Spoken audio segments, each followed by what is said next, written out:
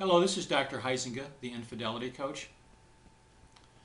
Facing infidelity can open a tremendously painful and deep wound. Perhaps you are well aware of that. And I want you to feel better. I want you to think better about yourself. I want you to find some direction, some path that you can take through these turbulent waters of infidelity. And I want you to have some hope, to know that this too shall pass.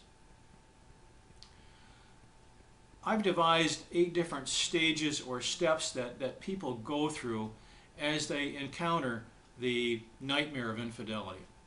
Most people, when they first encounter infidelity, feel frozen, feel numb, unable to think, unable to move. Perhaps you're there.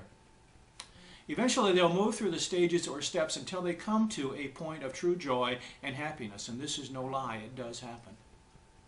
But in between you'll find yourself moving through stages of guilt, self-blame, anger, rage, frustration, overwhelm.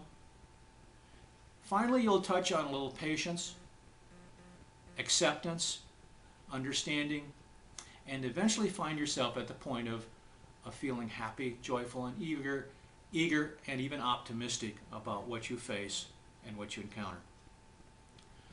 Now it's important to be aware of these 8 steps and 8 stages for a number of reasons.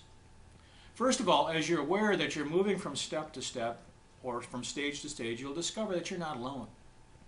Hundreds, thousands of other people are going through what you're going through, and there's a great deal of comfort in that, knowing that others as well move through these stages and these phases along with you.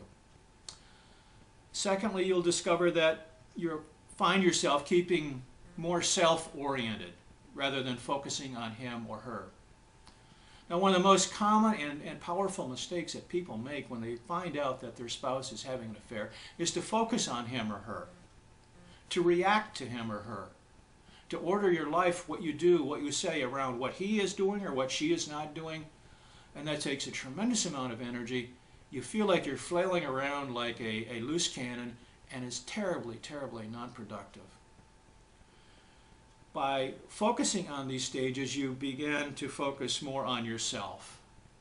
And that gives you a tremendous amount of your own sense of personal power, and that will help you propel you through these phases and stages more quickly and more effectively. With these 8 stages or phases, you can also monitor your own progress, and that's good. It's good to know that this is where I was last week and this is where I am this week, or this is where I was last month and this is where I am now. There's a tremendous amount of relief that you can find in that. What you also may find is that you move through these stages, you'll find and discover that you have a breakthrough. I talked to Sue not too long ago who had a 3-week crying jag. Awful, painful, tears every day, crying every day. And then one morning she woke up and it was gone.